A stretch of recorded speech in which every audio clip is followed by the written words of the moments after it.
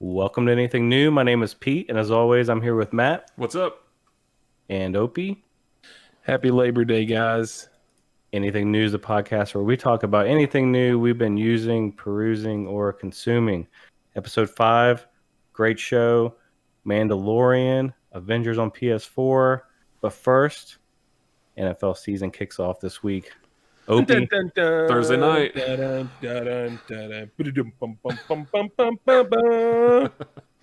Ready for think some football, guys. I think we've all needed this. So this might be the cure for the corona bug we've had, Cure just for the as COVIDs. yeah, it starts this Thursday, Texans and Chiefs. I know we're all excited. I just want to kind of get your guys' opinion on how the season's going to go. There's some stadiums are going to have limited fans. I think the Bengals are going to have 6,000 in attendance for opening game. That's a record attendance for them, right? Well, that's probably about average, I'd say. But what's your guys' opinion? So, I'll go first.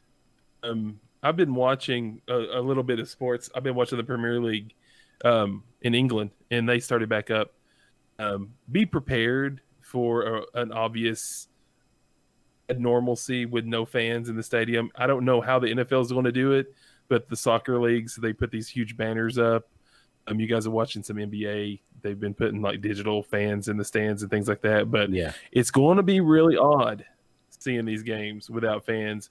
The Premier League pipes in loud music noise to kind of drown it out to make it feel like there's a crowd there. And they actually got crowd noise from like the FIFA video game, the soundtracks for that. So I wonder if the NFL is going to pipe in crowd noise I don't know. Maybe for the TV viewer. that might seem a little bit weird. Much. Um, So you're gonna hear things on an NFL field you've never heard before, and it's not going to be PG. No crowd. You will be surprised how much the crowd yeah, drowns the crowd out. is like it's like white noise in an office building. It drowns things Absolutely. out. I don't. I mean, yeah, it's going to be weird watching without like a stadium full of fans, and it'll be weird if it doesn't have the same sound. But I'm still in to watch some football. I mean, Oh, I definitely. love watching NFL. I'm not much of a college football guy, but I love the NFL, and I'll watch whatever I can watch for as long as I can watch it until they shut it all down. Yeah, it's definitely going to be different. I follow more college than I do NFL, and the SEC is still going to try to play at the end of this month. People keep comparing kind of beat to ready yourself on kind of like almost like a spring game atmosphere or like a preseason game atmosphere. That's kind of what you're probably going to see is yeah, a full blown. You know how preseason games with the NFL were just when you got into that fourth quarter, especially when the kind of the backups got put in, people started leaving. You're going to see a lot of that, but you're going to have some diehard fans going to these games. I mean, like they're talking, everybody's going to have to mask up, temperature checks as you go in. Um, you know, not all the concessions are going to be open because there's a lot of self-serving things as far as the concessions goes that are going to be taken away. Who knows how the fans are going to adhere to it? So, we'll take what we can get at this point to watch it, and I hope everybody stays safe, and I hope they do a good job because it's just, I think it's something that a lot of people depend on is football in the fall. well, let me ask you this: more wins this year, the Buccaneers or the Patriots? Um, And Patriots. we're gonna go back. I think You the know, Patriots. So the Patriots will get more wins than the Buccaneers. That's Yes. kind of your prediction. I think so too because I think part of Tom Brady's. I don't think it was all Tom Brady. Tom Brady had a good coach and good players around him. Well, So sure. He won a few of those Super Bowls standing on the sidelines. yeah, so if There's you like a defensive back, making an interception in the end zone to win one, or a field goals being kicked. So I mean, he didn't win them all with his arm. And I'm no Patriots fan, and I'm no Tom Brady fan. But if you take, if you take that good coach and those good players away, and all you're left with is just Brady, it's like if you take all the toppings off of a pizza, you still have a pizza, but it's not as good. Yeah. Well, I mean, to be fair, Buccaneers have loaded up on offensive weapons. Brady's not had an offense like this probably ever, or at least since Randy Moss, and that's when Brady threw all those touchdowns and broke all those records. Yeah, I don't know. I'm not a Yeah, fan of. I'm not a Bucks fan because I'm a Saints fan, so I'm automatically not a Bucks sure. fan. And then I've never been a Brady fan or a Patriots fan, just like most of the country. So I don't really know what's going to happen, but I would just guess that the Patriots will get more wins. I would say the Patriots probably will, but I think it'll be more of the division they're playing in. Because the Bucks, that's a tough Sure. division. Sure. But I mean, Patriots, you're still going to get to play the Dolphins 2 times, the Jets 2 times. That's true. The Bills are a lot tougher than they used to be. Mhm. But, that Patriots team, even without Brady and with Cam in there, that still should probably. And I think that they're expanding the playoffs by one team this year, aren't they, on each side? Think so. So yeah, pretty sure.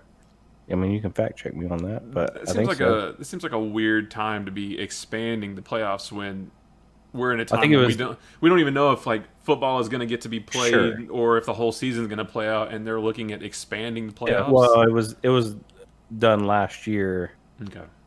so they didn't know that the world was going to go to hell in a handbasket. So I don't know. I mean, there's a bunch of good storylines for the NFL season. Opie and I are Bengals fans. I was married at Paul Brown Stadium. If that tells you how big of a Bengals fan I am. Wait, were you really? Yeah. Wow. And so it's going to be interesting. We're excited. Cincinnati, they got Joe Burrow, so we kind of hitched our wagon to that, and he's going to go out there and get hurt on the first season or the first series, and then we'll all cry and just turn the channel off. You said, "Hello, Burrow basket. Here's all of my eggs. I'm going to put them inside you." It is. Okay. It's all eggs are in the Burrow basket. Yeah. No, but I like the way Opie said it. We'll take what we can get. So yeah, sure. Regardless of who wins and who loses and what the crowd's like and what the noise is like, I'll take it. Yeah, I'll watch whatever is out there. Sunday, turn on football and just have it on all day like usual, and it'll kind of feel like, the good old days. Yeah, I got to get signed up for NFL Red Zone. Oh yeah, for sure. I sign up for that every year about probably the weekend of football starting, and then I cancel it the weekend that it ends, like in January. Yeah. So I got to get signed up for that this week. That's right. You can, with your cable provider, you can just flip the switch online, can't you, and flip it back off? Yeah, but I've been going through PlayStation View for the last few years, like just signing up for PlayStation View because they have you can add Red Zone. The PlayStation View doesn't exist anymore, so I might have to go to YouTube TV, which is actually a really good live TV service, but it's like $65 a month, and then you have to add Red Zone on top of that. So I don't know if I'm going to do that. I may get just a fancy HD antenna. There you go. Well, you'll be able to pick up just local stuff with the HD antenna. Yeah. So around here, it's Titans and Falcons and Steelers games for some reason. Oh wow. I don't know why the Steelers, but dang. Well, anyway, we'll hit back through the NFL season, and I think we're going to try and do a fantasy football league with us guys and some more of our friends, so we can always. Yeah, we should have really we should have really put that out there. I need a couple of more spots, and I would be glad to take any of the listeners, give them a spot in the fantasy football league. But yeah, we play a casual fantasy football league. I kind of host it. It's just a normal ESPN for fun league. We don't get crazy with it. We're probably too lackadaisical because there's a lot of times half of us don't really pay much attention that like we should to it. Don't put me in that. I look at it every week, swapping players, making dim trades. Yeah, making that money. Don't put me in that. So message Opie or message us on our Facebook page or On Instagram, the Twitters, and Twitterverse. you can get signed up and play with us on fantasy football. Let's move on to Mandalorian. New season drops on October 30th from the Disney Plus app.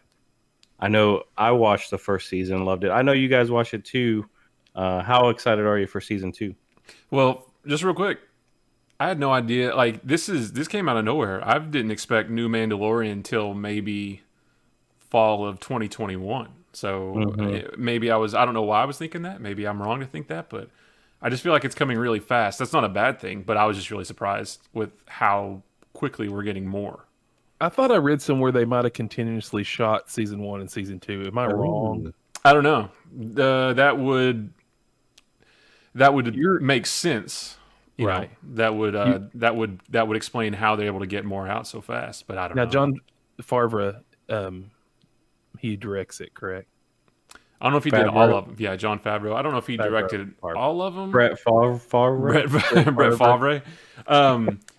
With most TV shows, it's different directors every episode. But I don't know about TV shows on like Netflix, Disney, Hulu. I don't know how those quite work, but I don't know if he directed all of them. But he definitely has a big hand in it for sure. Yeah, I didn't know, since he does a lot of comic book movies and stuff, that you might be following him a little bit closer than I do. But I love anything he does. I'm sure our listeners know what The Mandalorian is, but just in case you don't, Opie, kind of give us a little synopsis on exactly what is a Mandalorian. Well, the Mandalorian is actually a religion that in the Star Wars universe of warriors. They're just a warriors religion who kind of are known for their armor, and they are known for their bounty hunting skills. I think it kind of went hand in hand with being such great warriors. They make their own armor. They have all kinds of crazy weapons. They're really, in the Star Wars universe, Mandalorians are favored by the fans, mainly because of Jango Fett and Boba Fett. Boba Fett being of Star Wars, The New Hope, and Empire Strikes Back, of being a bounty hunter who finds and tracks down Han Solo, freezes him, and takes him back to Jabba the Hutt.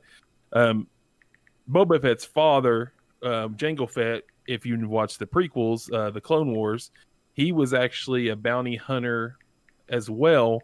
And I'm not 100% sure, but I don't think they were either one of them of the Mandalorian religion. I think Jango Fett killed the Mandalorian and took his armor, and then Boba Fett followed it up because it was his dad, by rebuilding and honoring his father by having the same armor.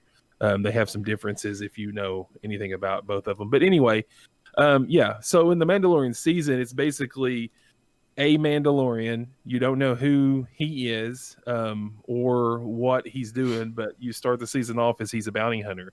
And apparently he's a really good one because it comes right out and tells you in the beginning how he gets all the bounties. Like apparently the other bounty hunters in that guild don't like him because he's so good at what he does, and he's looking for the highest bounties that he can get. Well, one of the highest bounties that he could find was apparently doing work for the Empire. Of course, they're always going to pay the most. And you find out real quick in episode 1, which was a kind of a surprise for most people, that the bounty was a child. It was of the race that Master Yoda is, and they call him. They just called. He doesn't have a name, I don't think yet. I think it's just the child, but it's the race. Right. I think he does have a name. They just haven't told us yet. I'm pretty sure that like the writers and like behind the scenes, I'm pretty sure he does have a name. Right. But anyway, that's they kind of figured out that he has some sort of like force powers, right? Absolutely. Yeah. Midichlorians or whatever they call it. Like, we don't speak of that. We midichlorians aren't real. Okay. Okay. That's a bad word. But the Empire knows there's something up with this child. Yeah. So they hire it, and it takes place. The timeline takes place post Return of the Jedi. So the Empire the Death Star has been blown up again, The Emperor's dead. Darth Vader's dead. And the Although Empire's technically kinda, the Emperor isn't dead. Thanks, technically, Rise of Skywalker. that's true. At this time that he Stupid. is. But so the Empire's kind of cowering, kind of in the shadows, as like this, in some systems they're more they have more influence than others, but in this particular system where the Mandalorians have their guild, and you'll learn in the series that they kind of keep to themselves as well. This guild is particularly on a planet or a system where the Empire has a presence. So Boba Fett is already dead during all Yeah. this, right? So they'll never get to kind of show him into the episodes. He won't be able to make an appearance. Unless something crazy happens, because Boba Fett died in Return of the Jedi. Right. He fell into the Sarlacc pit at the very beginning. Spoilers, if you've not seen Return of the Jedi, I don't really know. If you haven't seen Return of the Jedi, just stop this podcast. This is not the show. This is not the show for you. This is not the show for you. But yeah, he dies in Return of the Jedi, and fans have in fan fiction have brought him back because he was such a popular character. They brought him back in fan fiction, but in canon, I don't think you're going to see him again. And according to Disney, and now Disney owns Star Wars, Mandalorian's the Disney product, and it's canon. And it's not, and it's not really necessarily fan fiction that brought him back, because before the Disney purchase, he was there were novels and comics and all kinds of stuff written about Boba Fett and everyone else that were rendered non-canon when Disney purchased the Star Wars property. So it's all under the legacy banner, and all the legacy stuff is way more interesting than the canon stuff anyway, except maybe I've never watched like the Rebels cartoon. I know a lot of people like that, so maybe that's the exception, but all the legacy stuff is, I think, way more interesting. It's way more fleshed out. It's a bigger world than the canon stuff is. Yeah, but I'm super excited. I want to watch it as quickly as I can. But it was just written great. I really thought every episode was interesting. Every episode was good. I didn't see any, there may be a couple, the season finale is always a good, better than the rest usually, but it left you kind of with a cliffhanger, kind of with a new villain at the end. Somebody that you might recognize as the actor goes. Gus. Gus. From Breaking Bad. Los Polos, whatever the name and is. Also The Boys season 2 now. Yes.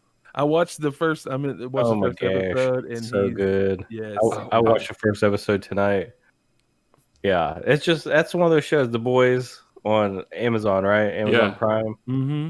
Yeah, that season 2's out, and it's kind of like what would you call it? Like the anti-superhero kind of show, like where it's about superheroes, but it's not in the traditional sense of a superhero show. It's a superhero show for everybody. So like Pete, I thought about you, when I watched the first season in this one and read the comics and stuff. Like, you tend to think that all superhero stuff is silly. Like you watched Ant-Man in the Ant-Man movie and sort of think that because of that all the other Marvel movies are silly. But that's not true. This is a superhero show for people like you who don't want to watch superheroes. Well, give it a chance, because it's not what you think. It's like our buddy Dan mentioned that he likes this kind of stuff where it's about superheroes, but it's like the dark side of them. Yeah. So you have I like this because it's actually written really well, and it's like it's a good story, and it's that's my only beef like with Ant-Man and stuff like that, is just the actual stories just aren't that great in my opinion. They're not that interesting, but then some of them I do like I don't know off the top of my head, but like Winter Soldier and the Ragnarok was incredible. Yeah. I don't know. I mean, I also, looking back now, I kind of just need to relax whenever I watch them and not think that I'm, watching Daniel Day-Lewis, and just relax. It's not Last of the Mohicans. It's not, There Will Be Blood. I don't have to judge it on those same lines. Yeah. I just have to, sit back, crack open a beer, and just enjoy the ride. Yeah, it's funny that The Boys season 2 and Umbrella Academy season 2, both on Netflix, Yeah. both sort of came out right within a couple weeks of each other, because Umbrella Academy, another show based on comics that aren't your typical superhero, even though they both involve characters with special abilities, but neither one are your typical superhero kind of thing. It's way darker, more serious. I mean, there's funny bits, but yeah. So both of those shows, I don't know how we started talking about these instead of Mandalorian, but both of those shows are great shows. Are great. Anything we're consuming, so that's right. Well, and I did watch both of them. I finished Umbrella Academy season 2 and watched all the 3 episodes that are out for The Boys season 2. When do we get the rest of the Boys? Weekly on Fridays. Okay, that's good. So this I only coming watched the first episode. Yeah, there's they release 3 at the beginning, and then the rest of them will be weekly on Fridays. Yeah. It's gonna be great. I'm really excited to watch the rest of the Boys. So let me ask you this: if somebody came up and was like, "Oh, I only have time for one series," Umbrella Academy 2, season 2, or The Boy, or just whichever series, which one would you prefer, Matt? 'Cause you're the big comic book guy here. Yeah, I know these aren't comic book guys, but they're. If I was absolutely you mean between just the 2 or also Mandalorian? Between the 2. Oh, if I was forced to pick only one, I'd probably go with The Boys. Yeah, because because it's a lot darker. It is. Yeah, it's more violent, that kind of thing. It's fun to see superheroes do bad things. The Homelander actor, I can't think of his name off the top of my head, but he is so good. Yeah, his real name's Anthony, not Anthony, Anthony Starr. And if you want to see more of him, watch a series called Banshee that was on Cinemax for 4 seasons. I watched like the first season of that, and I need to go back and finish it. That was a great show. Dude, Banshee is got to be, in all the TV series I've watched in the last 10 years, Banshee has to be in the top 5. That show is phenomenal. Such a great premise, too. 4th season isn't super great. It kind of strays from but the first 3 are just mega fantastic. I've watched it twice through. Oh, man. It's so good. It's so good. When Homelander, this is, I don't know. Nah, maybe I won't say anything. But, yeah. Guy who plays Homelander, such a good actor. Boys season 2, Mandalorian, check them all out. It's really good. Let's move along. Avengers PS4. So I think last time we talked was when the beta was out. It was like you're playing it for the weekend. Yeah, it's probably about a month ago. I think when the beta came out. It's full blown release now, right? So you've kind of like really delved into it. Not too much. I've watched some of your stream, and it looks good. I mean, what's your initial impression? So, the full release was on September 4th. Early release was on the 1st, so I've been playing it since then. But I've only played it a few times. I'm probably 10 hours at most in. And it's good. It's not grabbing me the way that I want it to. I thought I would just be head over heels for it, being the comic book guy and the video game guy and having a Twitch channel that is comic book themed. I was like, oh, this is made for me. It pushes all the buttons. Yeah, but I like it, but it's a roller coaster. I get into it and I'm like, yeah, this is great. I'm having such a blast. And then today I was playing it. I was streaming it on the couch over there. And at one point I nearly flipped the table that I have in front of me because I was getting so infuriated. There's still a bunch of glitches, a bunch of bugs. It's during the beta I wasn't impressed with the gear system. Now I kind of am impressed with the gear system. The only problem is you don't actually get to see the gear, but there is gear, and there's gear that's a higher level, and they give you this perks and that perks, and you can power boost the gear. So I actually am coming around on the gear system. I like it pretty well. I just wish you could kind of see it. But is there anything besides the campaign to do? Like it's basically, well, I'm gonna get yelled at. It's very similar in idea to Destiny 2. In that you've got a campaign just like Destiny 2 that you got to play through. Sure. You have a hub area that you can then go out on different missions and do different things, and there's repeatable missions and daily missions and weekly missions, and it's a multiplayer up to 4 in a party. So I'm not comparing it straight up with Destiny 2, but it's the same idea where you can go out and do different things. But I haven't played any of the multiplayer stuff yet. I'm just going through the campaign right now. But so far so good. I mean, it's not as good as I want it to be, but I'm having a decent time with it. And if nothing else, I'm going to definitely finish all the way through the main story campaign. What character do you like the best so far? So far, probably Iron Man. So I've only gotten to play with Iron Man, Hulk, and Kamala Khan, with the exception of Black Widow and Thor in that very first brief little bridge sequence that we've seen a dozen times. But I haven't really got to delve in with them too much yet. But so far, it's okay. It's definitely one that I'll play through the story, and then keep an eye on post-release content. Obviously, Spider-Man's coming to the PS4 version. Kate Bishop is coming, who is the second Hawkeye.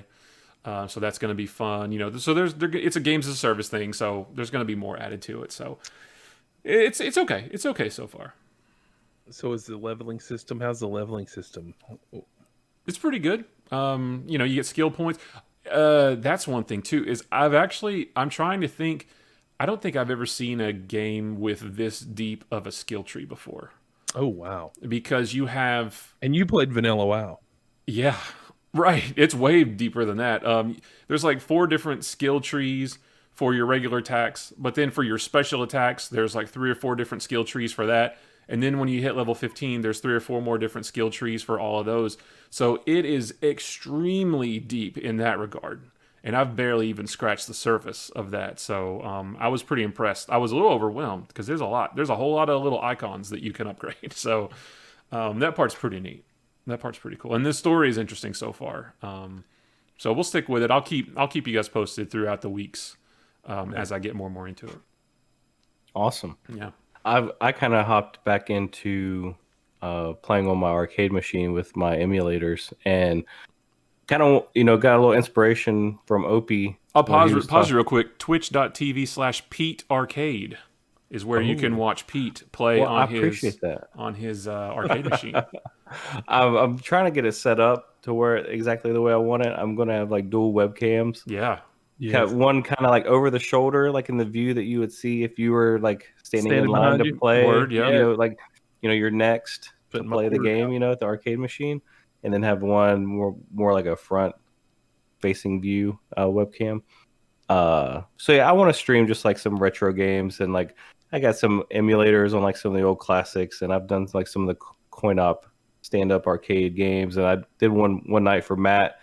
He's a big Spider-Man guy, so I did one of the old Spider-Man coin op arcade games. Played that through because if it's unlimited quarters, then you can just play all the way through it. And what did it take me? Probably like 30 or 40 minutes, I'd say. Did you beat it? Yeah, I beat it. Oh wow. Yeah. Which one was it? Like, I don't remember any arcade. I can't remember. What was it, Matt? I think it was just the Amazing Spider-Man. It was the one that had Spider-Man, Namor, like a side scroller, Hawkeye, and Black Cat. Yeah, it's like remember the old X-Men arcade game? Yeah. Just that same thing. Okay. Yeah, like Teenage Mutant Ninja Turtles, any of those kind of those. Yeah. Okay. Yeah. But anyway, I kind of got that set back up and was going through some of the old games, and like one of the games, and we've talked about this game before in the past, is Dragon Warrior, and it was it meant a lot to me whenever I was a kid because it was like that was my first RPG ever on the NES. Same here. Me too. Like I had no clue how to play it. Like I didn't me neither. understand. My sister had to help me. I was used to just playing Mario, and like those kind of games, Castlevania. Yep. Then you have like a turn-based RPG, where you have like levels and hit points, and you have to read the screen. Yeah, you have to talk to the villagers, and that's how you get the clues. Because I didn't have, we didn't have the internet to figure out like what we needed to do. So it was like you would ask your friends, "Well, I'm stuck here. What do I do here?" And they would, "Well, let me ask my big brother." And they would come back and tell you. Or you could you could look at Nintendo Power or call the Nintendo Power hotline. The Nintendo Power hotline, right? Yeah. I absolutely love it. I know it's a great game, and it's kind of like the precursor, and I think Opie's mentioned it before that it was released in Japan under Dragon Quest. Yes. And just by watching some little historic videos on it on YouTube. They act like it's just as, or if not more popular than the Final Fantasy series in Japan. Yeah, it's huge over there. Dragon Quest is kind of the well, OG. it was out before Final Fantasy. Sure. Yeah, but you would think, just the layman over here would think that Final Fantasy would be the biggest in Japan, just because it just seems. Well, it's because Final Fantasy here is bigger than Dragon Warrior, but over there it's backwards. It's the opposite. But anyway, I put a few hours into it, and I was leveling up, and I think I'm like level 10, and it's super grindy. You just kind of kill the same mobs over and over again. But my 8-year-old like really took an interest into it, and because it was kind of the same way that I think that we probably fell in love with it. He has never played anything like this before. Yeah, he's plays everything on the Switch and Splatoon and Fortnite and anything like that. But he just like really got into it, and it's slow paced, so I can let him kind of navigate and control everything. And like we went into a couple dungeons, and I got my phone out, and I'm like looking at the map, on my phone, like from the old Nintendo Powers and stuff like that, or just fan made maps.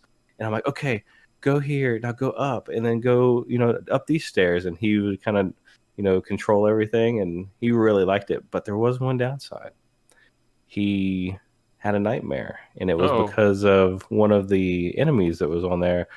That is, he kind of thinks it kind of looks like a troll, but it's more of like a wolf man. But so he woke up. He woke up like the next day and told his mom that he saw a troll outside the window. Oh no! So then, of course, she comes to me and she's like, "What are you playing?"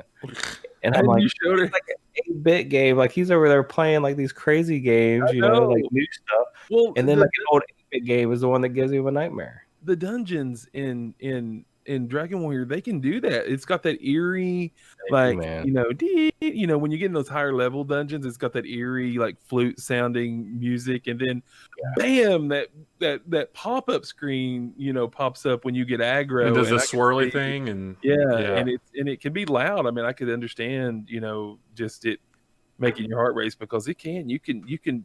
There's been times you've been down deep in a dungeon. I mean, that's the part of the games that it is, and you just got low health, and you're just trying to get out, and you haven't got the return spell yet, or you haven't got outside yet. Man, when you get outside, and you can just cast outside. Game changer. Because like you have to kind of like you have a limited amount of health points, hit points, and it's like you go so far into a dungeon, but then you get whittled down. It's like, I'm not going to have enough health to get out of this place. Yep. So you have to have that spell, to kind of get out. And that's what it's about. I mean, that's what kind of gets you, the RPGs. You got to hit your head against the wall until you finally come through it. And that's what, back when we played it the first time, I had no idea what grinding levels. Now we would probably jump into it, like you said, if you were playing it on your own, and you would grind a couple of levels ahead and, not have as much problem. But there's nothing like playing through it that first time. And Zelda was kind of the same way. You just barely making it through. Just a quick bit before we move on, that when I beat Dragon Warrior the first time, I've told you this story too, Pete. The actual, spoiler alert, the actual main boss starts off as a wizard-looking dude, and then he changes form halfway through. So you think you've won. Yeah, I remember that. When you turn in that big dragon, I was like, oh, I'm never going to beat this guy. That was it with me. Same thing. Like, you just used everything as you had to beat the first guy, and then he changes to this massive dragon, and it's like, okay, rip.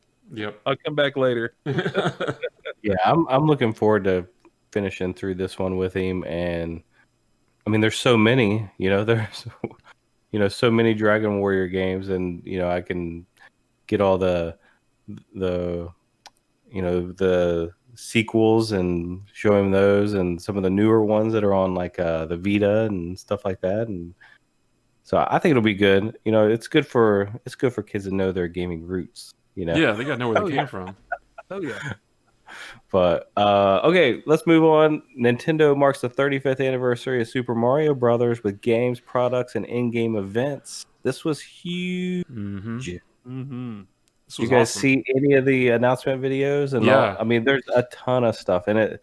I usually get a little upset when Nintendo does something like this where they, oh, they're gonna put it on Switch and make you rebuy it and it's $60 again. Like I kind of don't think that they should do that.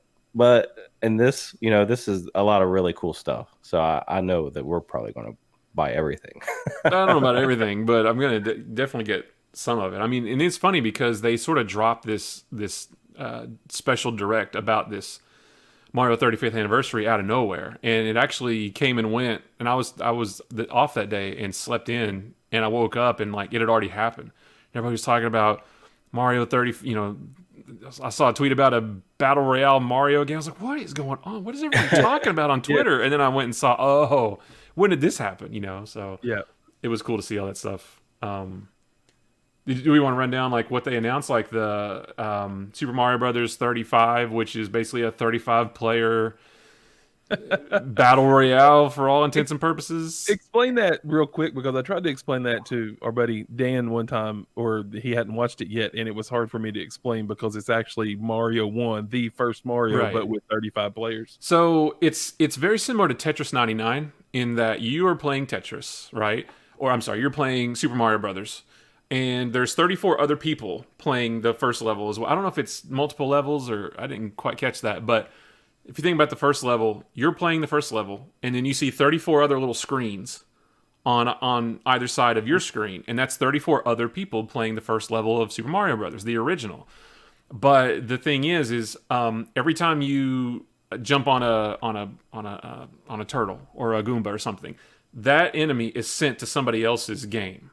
Yep. So you're filling up other people's levels with multiple enemies. And it's, I don't know, I can't quite remember if there's other things, other ways you can mess up other players, but you are affecting their level and they are affecting your level. So you guys are affecting everybody's level. So it's not just a straight world 1-1. Yeah. And, it's not just who gets through it fastest. It's you're messing with, and it's just like how Tetris 99 is, where if you, when you blank out a line, those pieces go to other people's levels, and it's really cool. I mean, I don't know that it's out yet, but it'll be on the Nintendo Switch or Nintendo Online service.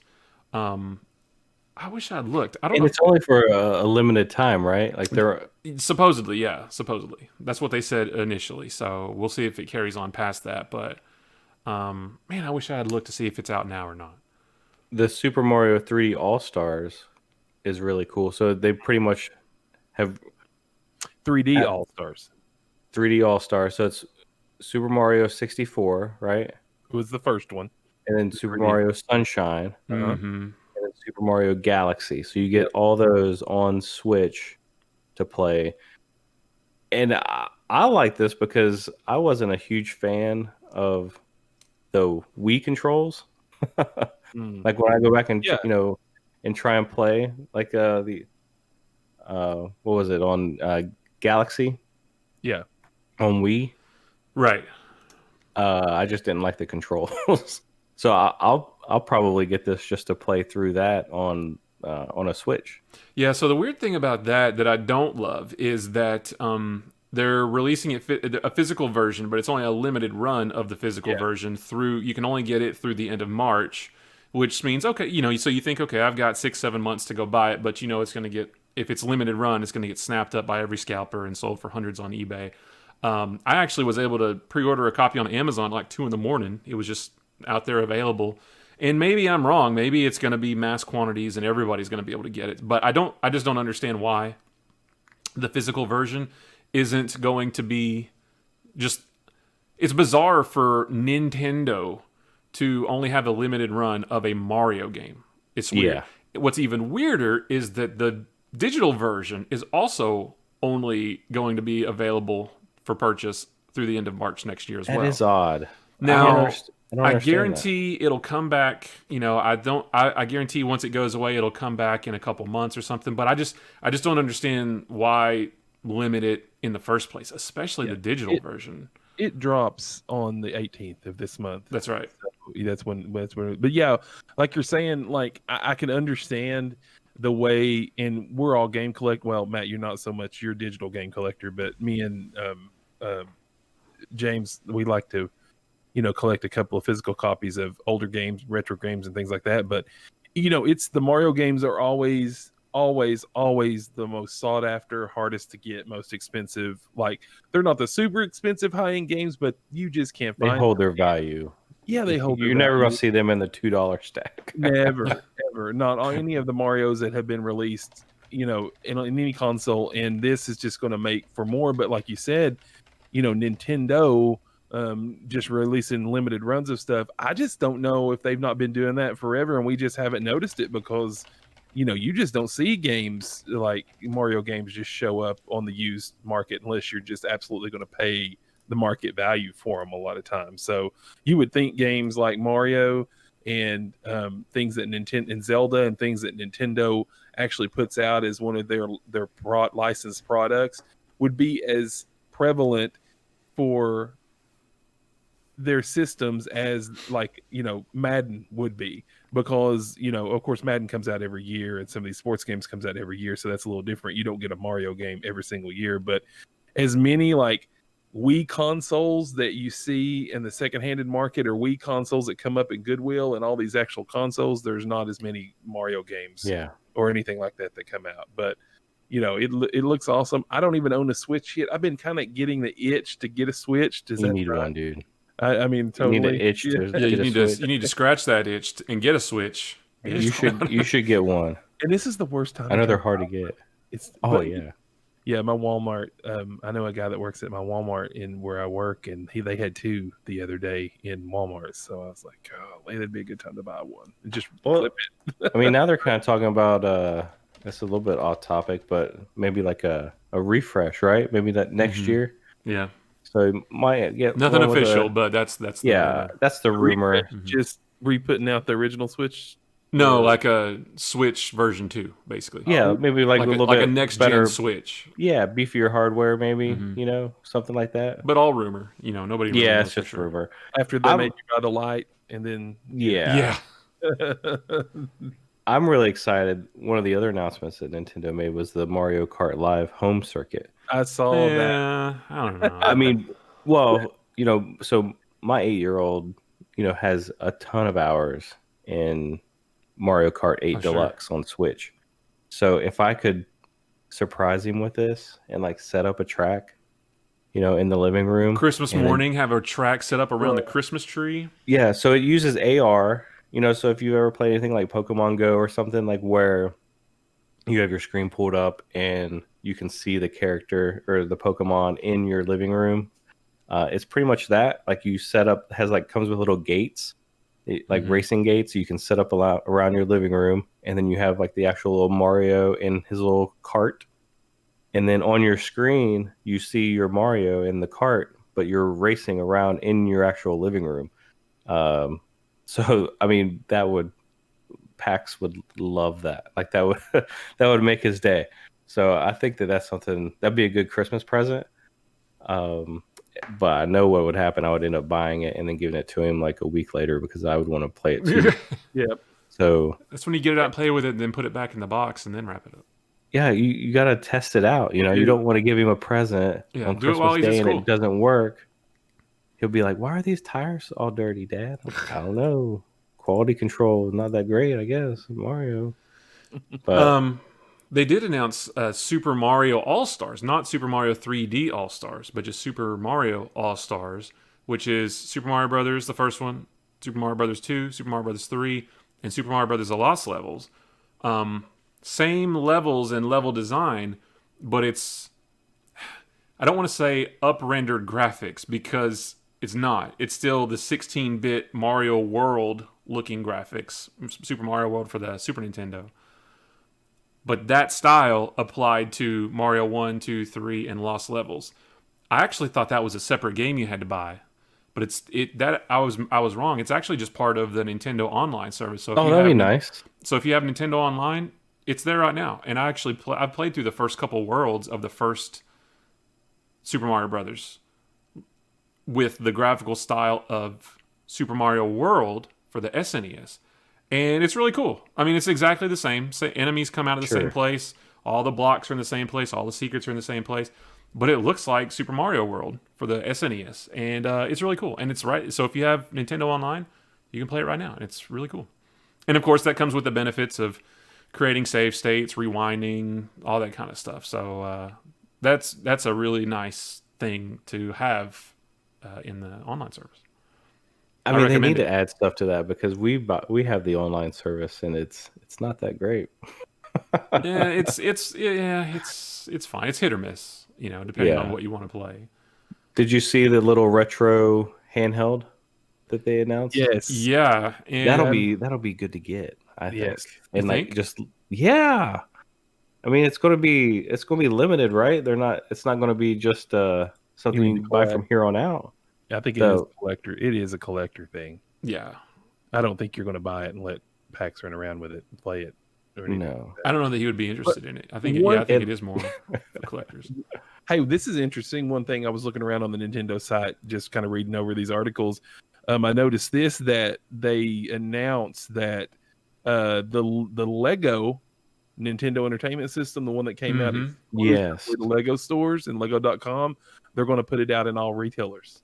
Nice. So it's going to go out to the Walmarts and It looks awesome. It is, and the TV that you build has a little crank, so Yeah. it looks like it. The only problem is that Lego stuff is so expensive, and it's $250. Yeah.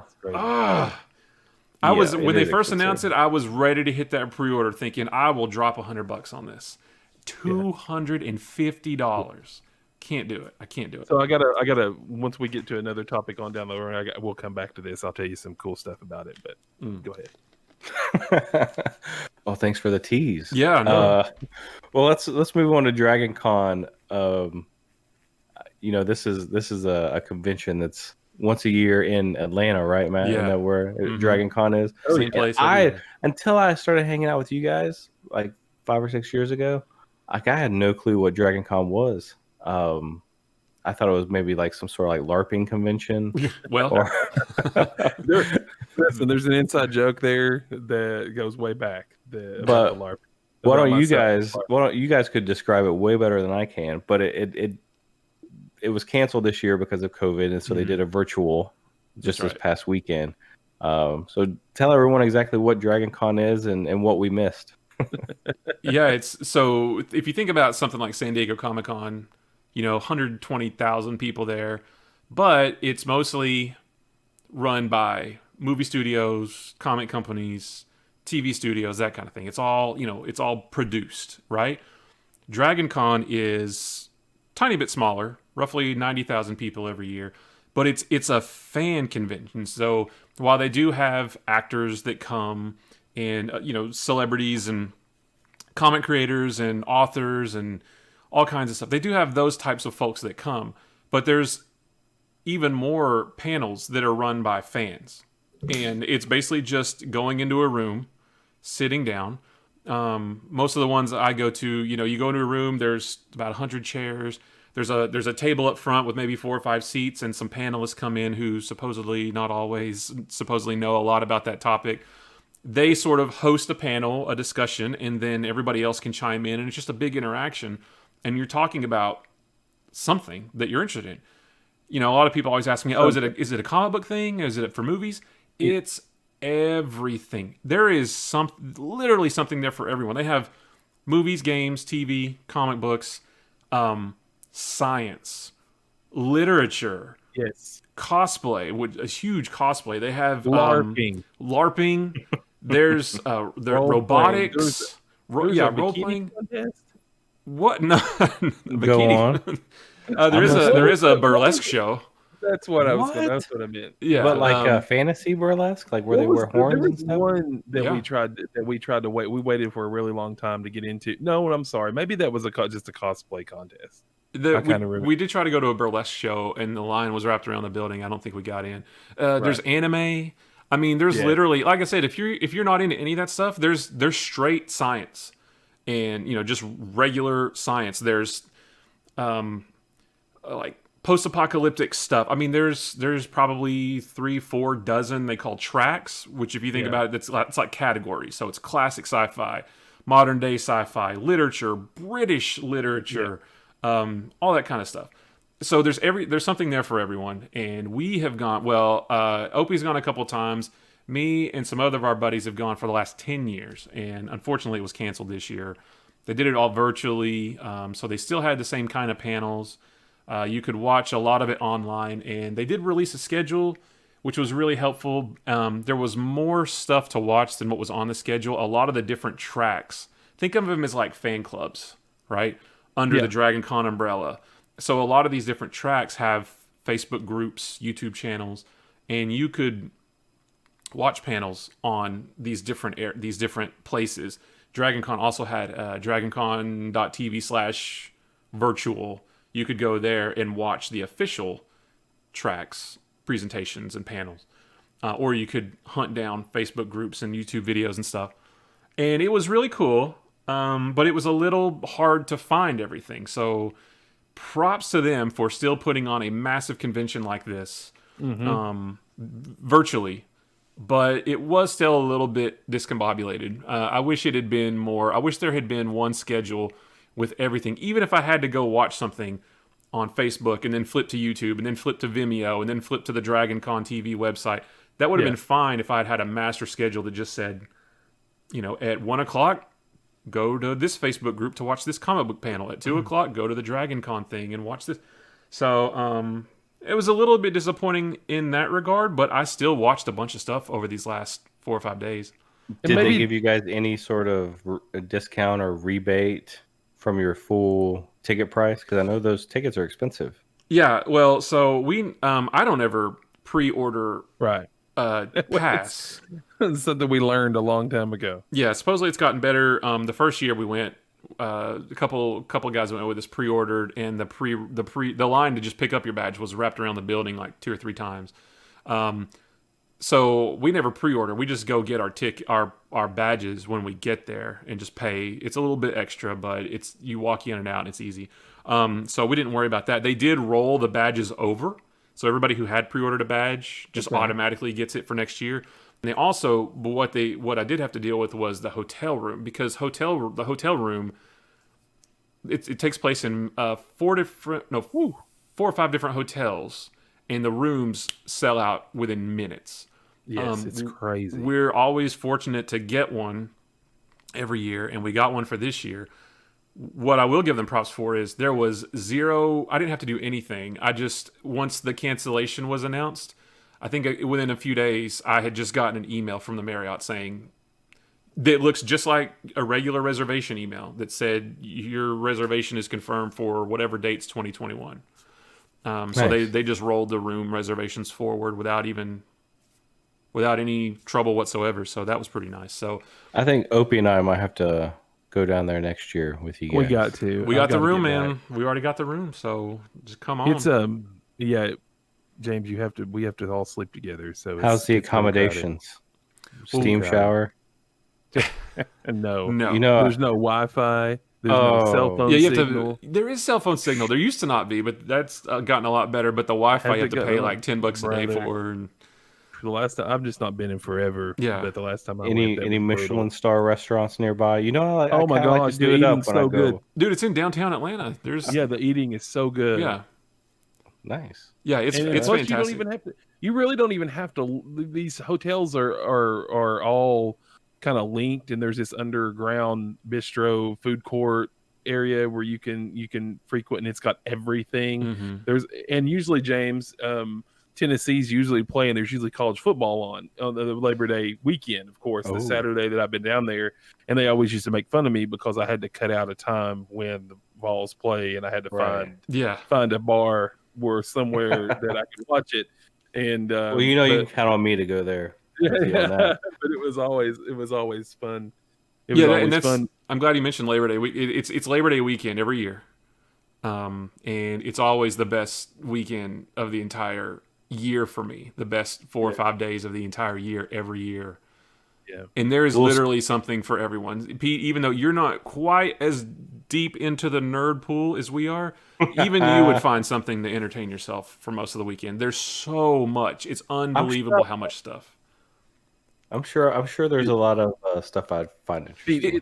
It's worth going, and just the fun thing is you hang out in the lobby with all these people cosplaying and taking pictures, and your superheroes and awesome Star Wars guys, and you go to the bar, you grab a drink, you're hanging out, and walking around.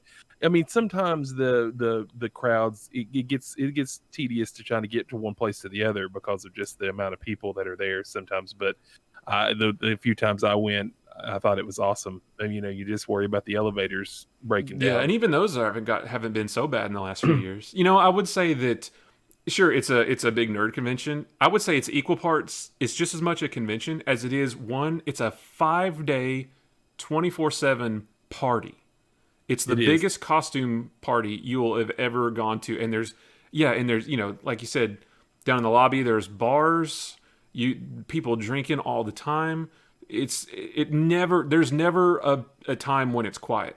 Ever. I don't know how one year Tennessee was playing in one of those preseason neutral site. They were playing North Carolina State, and it was one of those bowl preseason kind of ACC versus SEC kind of matchups, made for TV kind of things. And it was in Atlanta. And they also had, I think they had a baseball game maybe at the same time, and then it was DragonCon at the same time, and everybody was like, I mean, they had your college fans downtown. I think we went on the they have a big zombie walk for everybody that cosplays zombies. They walk through the streets, and you had some Rick Rimeses running in front of the zombies and cool stuff like that. Oh, that's the thing too. Is every Saturday morning is the parade. A parade. And, the parade's awesome, next level. And that's a big deal, even for people who don't go to the convention. It's like parents will bring their kids downtown Atlanta that Saturday morning just to see the parade. One of our favorite things was like the when 300 came out, and it was big. You had the retired Spartans, and it was guys kind of look like us, in 300 get-ups, which they had their guts hanging out. That's awesome. The Spartan guys were all ripped, and these guys were like, we're retired Spartans, and they had just dad bods hanging out all over the place. The great thing about the cosplay at DragonCon is there is no cosplay that is too weird. Oh, sure. There were people one year dressed as I can't even say Szechuan sauce packets from Rick and Morty. Oh, Szechuan? Yeah, I don't say it right. One year I went, one of the biggest attractions was the Disney princesses. A bunch of dudes dressed up as the Disney princesses, and everybody wanted to have pictures with them. There's always fun mashups of characters. So like there's one I've seen a couple of years, Jon Snow White. Yeah, looks like Snow White, but with the long, and the beard and all that stuff. Just there's mashup of characters, and it's so much fun. It's the biggest party you'll ever go to. Well, maybe next year, if we're still doing this, which I'm sure we will, maybe we can do a live remote. What? From DragonCon. That would be great to like be as popular enough to like do the pod, because there's podcasts that they do them live at DragonCon. Yeah. Oh, nice. There's a whole podcasting track. Well, we gotta get our merch. We gotta get our merch line going, so we can wear our merch to DragonCon next year. Yeah, cool. That would be awesome. We get like the little anime figures, but with like our heads on them. With like big heads. Anime T-shirts. I don't know. All right, let's move on. Matt, you picked up quite a few things this week. I know we wanted to kind of hit on them because you got some pretty interesting stuff, and you've kind of been a little tight-lipped with us because we want to kind of keep it a surprise. So we're all ears, man. Floor is yours. Tell us what you picked up. Well, so you guys like to get stuff. You guys have your favorite getting places. I stopped by my favorite getting place called Amazon.com. And I picked up a few things. So if you're listening to this via audio, we'll put pictures up on the Twitters and the Instagrams and all that stuff. But if you're looking at the video, I want to show some stuff. So there's a new line of Marvel Legends. It's retro Spider-Man, like in the retro packaging from like the 90s. And I ordered the entire line, which is 6 figures. I pre-ordered them all at once. Only 3 came in, and 3 aren't coming in for like another month or something like that. But I did get the ones that did came in are the Daredevil in the 90s armor that everybody hates, but everybody also loves. It's like it's so bad it's good kind of thing. And I love this one, Peter Parker, but he comes with a swappable head with like the Spidey half face, which I love. Yes. I actually want to open or order another one to open them up and swap the heads out. And then just Electro. Nothing special about this guy, just Electro. So these are new figures, but this is the classic packaging. So I bought so many of these figures when I was a kid watching the cartoon in the 90s. So this is the classic packaging. Who is that? Hasbro? Who did those? Yeah, Hasbro. Okay, so Hasbro's been on the real big retro kick. Hasbro, that's right. Has put out the Star Wars on the vintage cards. Did your cards, are they damaged at all? Because I just see horror stories of the Electro one's bent a little, but not Yes. creased. The bubbles on them were because they didn't come in a box; they came in a padded envelope. So the Unbelievable. bubble on a couple of them, like on the bottom here, it's kind of dented in some, but it's not a big deal. I mean, it's Jeez, I follow so many action figure Instagrams and people just posting the shipping horror stories about. Don't they know these toys aren't to be played with? That's right. I mean, Gosh. seriously. Something else is the Mega Constructs awesome. Masters of the Universe Battle Cat awesome. versus Rotor. I'm sorry, Roton. My bad. I actually had the real figures of all these when I was a kid. Yep. So I've got the. I guess I sort of collect all. I'm trying to collect all the Mega Constructs Masters of the Universe stuff. I've got Castle Grayskull, which I haven't put together yet. I've got all the figures except Scareglow, I think. And there's one other set. It's Opie. You know this one. It's that set right there. Yeah. And that actually goes on your Castle Grayskull. That's right. That's the only one thing I don't have. So I want to get that. No, there's one thing you don't have, and it's a Comic-Con exclusive. You don't have the skeleton, the Scareglow. carrier. No, the carrier. Oh yes, you're right. I don't have The that. big skeleton, the dinosaur, the skeleton that you put all your figures in, and it would walk into battle. You used to store his weapons in his mouth. Yeah. That was a Comic-Con exclusive. And I think that came with a flocked moss man. If you don't know what flocked is, it means furry. With lifelike hair. That's right. With real human hair. But yeah, I'm like you. I think the Mega Bloks line of the Masters of the Universe, like they're kind of bringing that line back. And I actually got to look at the retro, the Ultimate figures they put back out on the retro cards. I got to saw the He-Man today. Mm-hmm. I was actually in Walmart and saw the Skeletor. I don't love them up close. I was kind of aggravated that I couldn't find them, but I don't love them either. Love them at all. But the Mega Block stuff is something I think that don't take up a lot of space, and you can put it together. And I've got and they're not super expensive. Like right. If that were a Lego brand, that thing would have cost me like $100 probably. Yeah, I think it was like 30. So, I don't really know anybody who likes to play or stream retro games here. So I took it upon myself to get the Sega Genesis Mini. This was a complete impulse buy. It was on sale for like $50. I never thought that I would get it, and I saw it on Amazon, and I was like, screw it. Do you have all the retro consoles that they put out? No, I don't. I only have this and the SNES Mini. Those are the only two I have. Oh, you didn't get you don't have the. I don't have. No, and I was joking. Obviously, Opie, you've been streaming some retro stuff like Earthbound.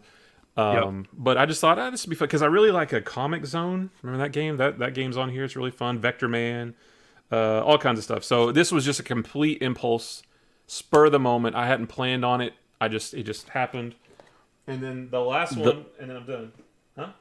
So the look of that Genesis retro console is incredible. Like they did a really good job. Yeah, it's like the first gen Genesis. It looks just like it. Gen 2, like nobody loves the Gen 1 is the definitive Genesis. Yep. The Gen 2 is like the ugly stepchild that nobody really likes. I do remember it looks good, man. That's a good pickup. One thing I'm looking forward to playing is a game called Kid Chameleon. I remember renting Kid Chameleon for the Genesis when I was a kid, right? And back then you had to play through the whole game in one sitting. There was no saving and coming back. I played through Kid Chameleon. I was so close to the end, and my mom said, "Hey, dinner's ready." And so, you do the thing where you just pause it and you just leave it, right? She said, "Dinner's ready." I wasn't even thinking and said, "Okay, I'll be right there." Flick, power off. No. I I mean, Bruh. I almost cried because I had been playing it for hours and was almost at the end. Bruh. So I think I'm gonna stream Kid Chameleon until the end, so I That can would be finally. It's like something that's been eating at me all my entire childhood. I think it's the source of a lot of my anxiety. It probably is. Complete that. You know, we But correct me if I'm wrong, but there's a lot of skateboarding involved, and you roll around on the skateboard. Yeah, and you get like different heads or helmets or masks or something, and you take on those. Yeah. I remember that. it's funny. I never noticed about the Sega Genesis Gen 1 until just now looking at it. At the top it says high definition graphics. But that's not like what we would consider high definition, like HD. Well, at the would be time. 720p.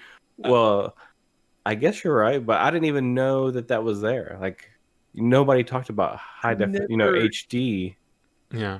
Back then. You know what I mean? One thing that I noticed about the Genesis that I don't know why they actually put this into design, but no one was using headsets, and it had the obvious Sure. headphone jack and the volume slider. Yeah. What? Who used that? I never used it. I don't know, especially if you're sitting across the living room. Yeah. I used to play mine sitting on the floor in front of a small TV in our upstairs, so I could have done it, but I still never did it, even back then. Yeah. Dude, I'll go ahead and say it right now. This is a hot take, y'all. The Gen 1 Sega Genesis sitting on the Sega CD with a 32X on top is the sexiest console ever created. That's a lot.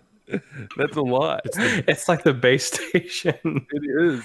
I just love it. It looks so cool. I was gonna say, well, it's the beefiest for sure, but then I've got the original PS3 sitting over there, and that thing, that's a 50-pound. Well, I've got Toss. the Gen 2 Sega CD that sits to the side. I've always wanted the Gen 1 Sega CD. I've still got my original Genesis. I think it's in over there. Yeah. Mine's over here somewhere as well. Yeah, I got one too. And then my last pickup, something I pre-ordered in May and completely forgot. Go on. I forgot all about it until it showed up. Speaking of the Mandalorian and Lego, Dude, dang. I didn't realize how big that was. the Lego, the Razor Crest from the Mandalorian. That ship, let me tell you, speaking of the Mandalorian, man, that ship was just designed so well in the Star Wars universe. It just looks like it came right out of the original trilogy. Yes. Oh, dude! So it opens up. Cool. It's got the child figure, Mandalorian, Grief Karga, IG-11, and a Scout Trooper. Oh, it should come with some Jawas because they took the freaking thing apart in the. Oh, that would have been cool. You could have reenacted. Yeah. So it comes with the Nick Nolte little guy. Is that what Is that what you're talking about? Who's the Grief? Oh, no, Billy D. Williams character, or not Billy D. Williams. Carl Weathers. Carl Weathers. Oh, okay. Yeah, the bounty hunter. The bounty. Yeah, the kind of manager. But the episode where the Jawas take the ship apart and he has to get back into Sandcrawler was so good. When I was watching that episode, I was like thinking about, did you guys ever play Super Star Wars where you have to jump the Sandcrawler? Yes. Oh, I hated that. Level? It was a frustrating level, but that's kind of what it reminded me of. Jawas yes. So they announced this early this year. Pre-orders went up in May, and as soon as the pre-orders went up, I snatched it up thinking, well, I'll go ahead and pre-order it. If I change my mind, I can cancel it before it ships. Completely forgot about it. And then it just showed up. What's that bad boy, about 150? It's about 150, yeah. Damn. Lego. Or maybe 130 or 140. Right in that range. And we know where that Corona check went this week. You've been getting all these pickups. Whatever, that Corona check went back to the government plus some, but what? Another podcast. Yeah, but apparently I do hate money though, because I think I was actually charged for all of this stuff like right around the same time, because it all came within like a week of each other. So whoops. But yeah, that's my. Hey, actually, you know what? Let me just quick sidebar. Bring it. Santa Claus pulling it out of the sack. No, only because Dr. Deep Pockets. Let's see it. No. Only we just mentioned it, and only because I have it sitting right here because I was trying to clean my office. Okay. The anticipation is killing me. That's it. That's it right there. The Mega Bloks Castle Grayskull. And that went on sale, and you post. I should have bought it when it was on sale. Yeah, because it's like, how big is that thing? Like when you get it put together? Does it say how tall it is? I don't know, but the box is heavy. It's a lot. It's so awesome. Is it as tall as the original? No. I don't think so. No. Does it have the little voice box? No. No, that was Snake Mountain that had the voice box. Snake Mountain. Oh, Yeah. But yeah. Oh, my bad. So I still haven't put this together yet, but I'm gonna stream this one day, putting this thing together. But this, I mean, it's heavy. It's big. It's so nice. I'm trying not to break the box. I'm gonna keep the box because the box is so cool. I mean, like, there's art. Like, look at the art on the side with the Skeletor and the He-Man. I mean, it's awesome. There is art on the side. Oh, jeez. Is that it? Nothing else? But for the podcast, we were. I mean, hopefully we described all of his pickups as well as we could because we were actually watching them. Yep. We were actually watching him on the stream live show us these things. So if we, tune into the VOD or we're going to hopefully put this up on YouTube. Yeah. Plus we'll put pictures on all the socials of all this stuff. Yeah. That's good. That's a good haul. Yeah. I mean, it's not as fun, because I didn't have to hunt for any of it. I just clicked a button and it all came to me. So it's not as fun as like being, like going hunting and finding vintage stuff but it's still, it's fun. Bro, that's more fun. I wish I could just click I mean, you can click a button and get vintage stuff if you want to. Right. Well, but part of it is the thrill of the hunt, and I didn't hunt for that stuff. Yeah. I didn't get much. I got a Adventure Time game for 3DS, which I thought was kind of cool. And I picked up a couple games at Goodwill, but it's nothing special. Just a SNES game, a Sega Genesis game in box with the manual, F-22 Interceptor for Sega Genesis. I love those Sega Genesis box arts and stuff like that. But I didn't find a lot of games either this week. I found I picked up a few VHS. I've been kind of dabbling in kind of venting up like VHS tapes that are kind of nostalgia. I have a little nostalgia for and CDs as well. So my Goodwill kind of had put out a big lot of really nice CDs of music the really good music that I picked up. But other than that, I didn't really get any new games or anything. I'm really interested in your growing VHS collection because VHSs are near and dear to my heart. Growing up in the 80s with them, it's not something that I would ever want to collect. I don't even have a VCR anymore, but I'm interested in watching you collect them, Opey, seeing what you get, and I think it's great. Tell the listeners about that VHS you got the other day, like where it was like, was it supposed to be like Top Gun, and you open it up and it was like Teddy's graduation? I'm learning, like I've went to kind of YouTube and kind of been watching a few videos on VHS collecting, and I've kind of made some rookie mistakes already. And this goes with games. This goes with anything that you get secondhand. You always want to don't get excited and slow down and check everything before you pay for it. So long story short, I found some VHS tapes. I was collecting the classics like right out of the gate, stuff that looked good on the shelf, stuff that were just the great movies, Ghostbusters 2. I found a Ghostbusters 2 and a Ghostbusters 1 at the same time, and I brought them home, and I was like, oh, awesome. Well, I got to looking at them, and I was just going to kind of inspect them to make sure, you want to inspect the tape, make sure they're not, you never know where these come from. And it was like Dave's graduation or something. It was a homebrew tape. It wasn't even in the Ghostbusters 2 sleeve. So I was like kind of bummed out about that, but still, I've got a VCR. See what it is. We should have a viewing party and actually watch the graduation. Well, who knows what's on that tape, but it's probably a local guy, probably a Dave who graduated from like Somerset or Southwestern or something. Oh yeah, it could be. And you could track him down. Yeah, and be like, bro, that'd be a great story.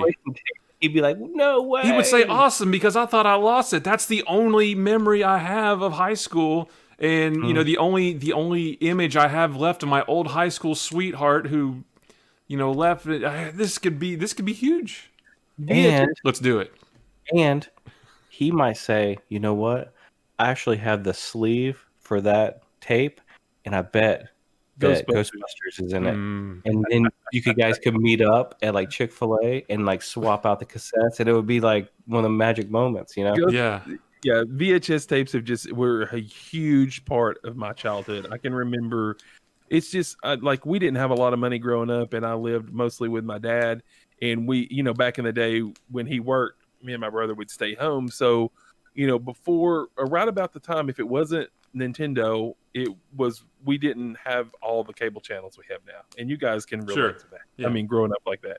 So whatever my dad could record, sometimes I don't know, back in the 80s, and you would get HBO for a certain time for free weekends and things like that.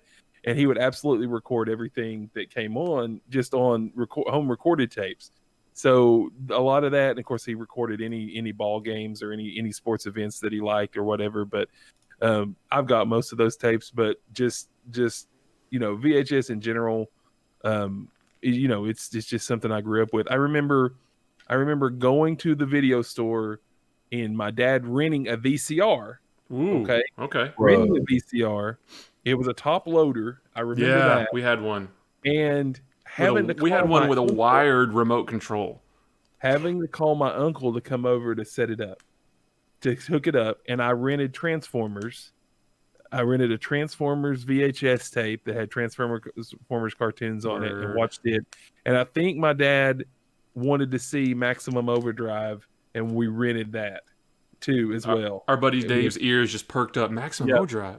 Yeah, he's a big Maximum Overdrive fan. But anyway, Pete, I'm just going to segue into our last one, which is a YouTube channel that I wanted to tell everybody about. And if you listen to episode 2, I shouted out a channel called Tindo's Trash. It was on YouTube. It was a thrifter, game collector.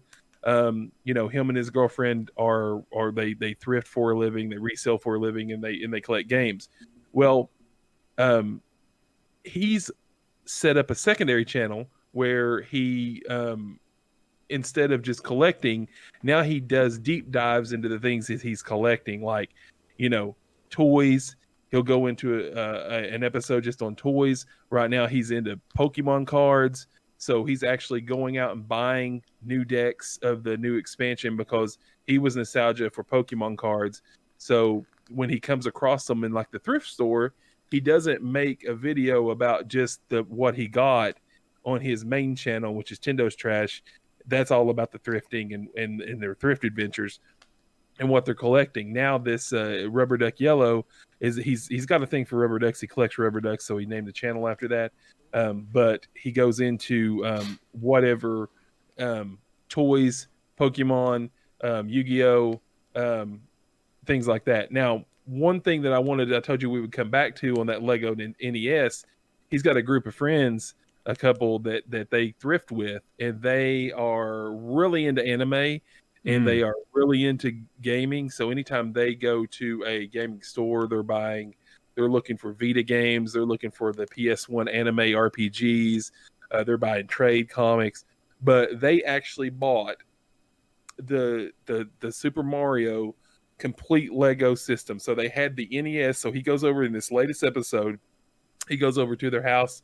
They've got the NES set up, put together. And they've got that whole the Lego Mario experience. Now, if you don't know what I'm talking about, Lego put out Super Mario Brothers, and pretty much you have this interactive Mario. And apparently, the Mario that actually makes this whole thing work is like a Lego store exclusive or a Nintendo exclusive, where that first starter set to get the Mario is really hard to come by. I didn't know that. I thought it was just included with all of them. That's what he said in it, and he said basically he brought all the expansion packs and bought Bowser's Castle and bought all these other little tracks and things to put together, and had to wait for the Mario starter pack to get that first Mario. And I was because I thought I've seen that in Walmart as well, but the Mario itself, the figure, and it's not a minifig. If you're listening, and you're into Lego, it's not a minifig like you would think you would get with a Lego set.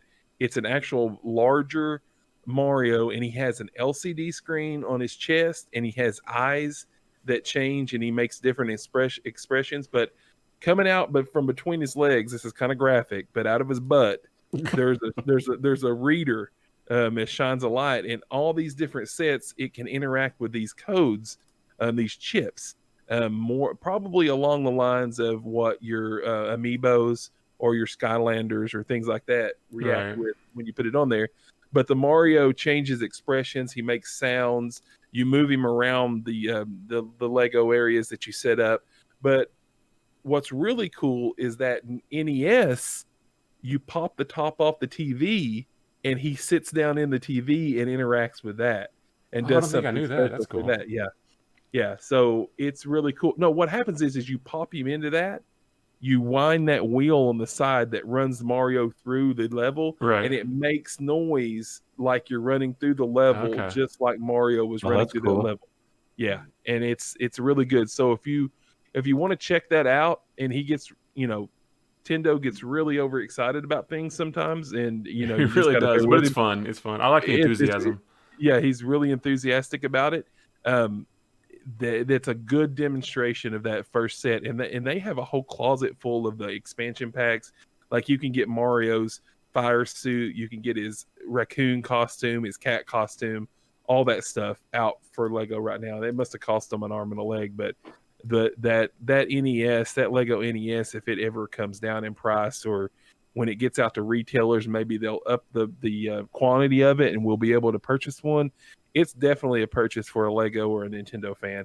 And a little spoiler, and of course, if you've done any research, you can pop the side off the NES, and it's got level 1-2 on the side. It's a miniature level of Mario 1-2. It goes across the whole Oh, map on the that's side cool.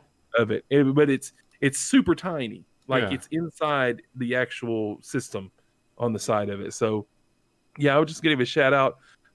I'll pop our over on their Discord, and they have a Discord where you can promote your channels, and lots of YouTubers promote their channels that follow him, and I like to pop our podcast over there when I give him a shout out, because I really like his content. I really like his enthusiasm. And hopefully he brings it, because he works really hard at it. Like I said, on Nintendo's Trash, he puts out a video every day. Now he's putting out 2 videos a day. So there you go. Yeah. So I love it. that I love that's the Rubber Duck gumption. Yellow. So yeah. That's awesome. Yep. Yeah, so let's wrap it up. Guys, you can follow us on Twitter, Anything New Cast, Instagram, Anything New Podcast. What's our Gmail? Anything New Podcast Right. at gmail.com. At gmail.com, yeah. That's the line. Yeah, through email. it sucks that Twitter is at Anything New Cast, but Anything New Podcast was too long for Twitter. So Yeah, it is. it's Anything New Podcast anywhere except Twitter, in which case it's at Anything New Cast. I could change it to Anything New PC. Nah. We're not talking about computers here. That's right. That's 2PC. Ah, Get it? What is I it? get it. All right. Well, we'll catch you guys next week for episode 6. We already have a bunch of stuff to talk about, so we'll just roll it into that one. You guys got anything else before we take off? No, everybody stay safe, and catch us next time. Yep. Thanks, everybody. All right. See you guys later.